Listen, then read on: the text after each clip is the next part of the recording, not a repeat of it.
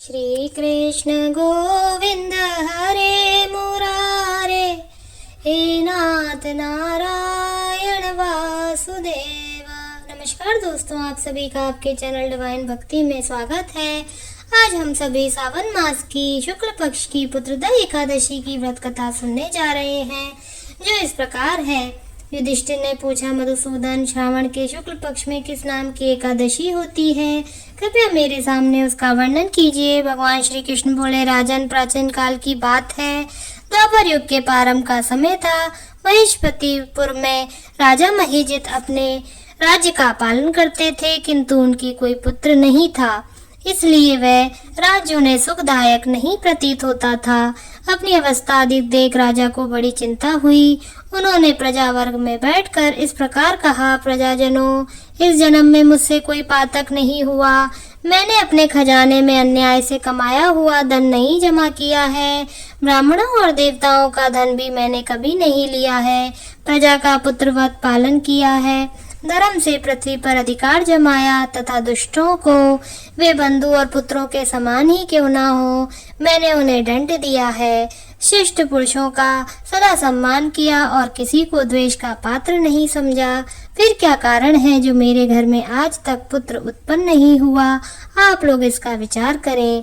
राजा के ये वचन सुनकर प्रजा और पुरोहितों के साथ ब्राह्मणों ने उनके हित का विचार करके गहन वन में प्रवेश किया। राजा का कल्याण चाहने वाले वे सभी लोग इधर उधर घूमकर ऋषि सेवित आश्रमों की तलाश करने लगे। इतने में उन्हें मुनि श्रेष्ठ लोमश का दर्शन हुआ। लोमश जी धर्म के तत्वज्ञ, संपूर्ण शास्त्रों के विशिष्ट विद्वान, दीर्घायु और महात्मा हैं। उनका शरीर लोम से भरा हुआ है। वे ब्रह्मा जी के समान तेजस्वी हैं। एक एक कल्प बीतने पर उनके शरीर का एक एक लोम विशीर्ण होता है, टूटकर गिरता है, इसलिए उनका नाम लोमश हुआ। वे मामुनि तीनों कालों की बात जानते हैं। उन्हें देखकर सब लोगों को बड़ा हर्ष हुआ। उन्हें निकट आया देख लोमश जी ने पूछा, तुम सब लोग किस लिए यहाँ आए हो? अपने आगमन का कारण बताओ। तुम लोगों ने जो हितकर होगा उसे मैं अवश्य बताऊंगा। प्रजाओं ने कहा, ब्राह्मण, इस समय महिजित नाम वाले जो राजा हैं, उन्हें कोई पुत्र नहीं है। हम लोग उन्हीं की प्रजा हैं, जिनका उन्होंने पुत्र की भांति पालन किया है।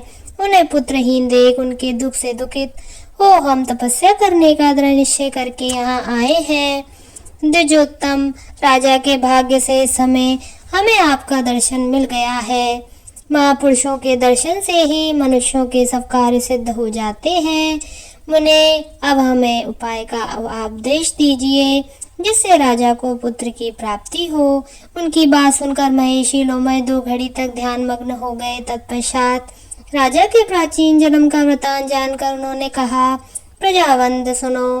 राजा महिजित पूर्व जन्म में मनुष्यों को चूसने वाला धनहीन वैश्य था। वह वैश्य गांव गांव घूमकर व्यापार किया करता था। एक दिन जेठ के शुक्ल पक्ष में दशमी तिथि को जब दोपहर का सूर्य तप रहा था, वह गांव की सीमा में एक जलाशय पर पहुंचा। पानी से भरी हुई बावली देखकर वैश्य ने वहां जल पीने का विचार किया। इतने में ही वहां बछड़े के साथ एक गौ भी आ पहुंची। वह प्यास से व्याकुल और ताप से पीड़ित थी, अतः बावली में जाकर जल पीने लगी। वैश्य ने पानी पीती हुई गाय को हाँक कर दूर हटा दिया और स्वयं पानी पिया। उसी पाप कर्म के कारण राजा इस समय पुत्रहीन हुए। किसी जन्म के पुण्य से इन्हें अकंटक राज्य की प्राप्ति हुई। प्रजाओं ने कहा, मुने, पुराण में सुना जाता है कि प्रायश्चित रूप पुण्य से पाप नष्ट हो जाता है, अतः पुण्य का उपदेश कीजिए, जिससे हम उससे उस पाप का नाश हो जाए। लोमश जी बोले, प्रजाजनों, श्रावण मास के शुक्ल पक्ष में जो एकादशी होती है, वह पुत्रदा एकादशी के नाम से विख्यात है। वे मनोवांछित फल प्रदान करने वाली है। तुम लोग उसी का व्रत करो। ये सुनकर प्रजाओं ने मुनि को नमस्कार किया और नगर में आकर विधि पूर्वक पुत्रदा एकादशी के व्रत का अनुष्ठान किया। उन्होंने विधि पूर्वक जागरण भी किया और उसका निर्मल पुण्य राजा को दिया। तत्पश्चात रानी ने गर्भ धारण किया और प्रसव का समय आने पर बलवान पुत्र को जन्म दिया। इसका महात्म्य सुनकर मनुष्य पाप से मुक्त हो जाता है तथा ये लोक में सुख, परलोक में स्वर्गीय गति को प्राप्त होता है। श्री कृष्ण गोविंद हरे मुरारे, हे नाथ नारायण वासुदेवा। आशा करती हूँ आपको कथा पसंद आई होगी। धन्यवाद।